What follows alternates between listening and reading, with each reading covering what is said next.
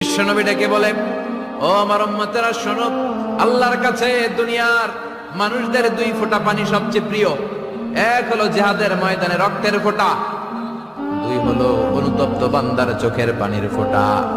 কত ভুল আপনি করেছেন, কত অন্যায় আপনি করেছেন, কত পাপ আপনার হয়েছে, কত মিথ্যা আপনি বলেছেন, কয় ওয়াক্ত নামাজ ছেড়েছেন, কয় লাখ টাকা ঘুষ খেয়েছেন, কত যৌতুক আপনি খেয়েছেন, কত মিথ্যা আপনি বলেছেন। আপনার পাপ যত বড় হোক, যত বিশাল হোক, যত বেশি হোক, আল্লাহর দয়ার পরিসীমা তার চাইতেও বড়। আপনার পাপ, আপনার অন্যায়, আপনার জুলুমগুলো যদি হয় খালের পানির সমান, বিলের পানির সমান, আল্লাহর দয়া সাগরের পানির সমান। আপনার পাপ যদি হয় সাগরের পানির সমান, আল্লাহর দয়া মহাসাগরের পানির সমান।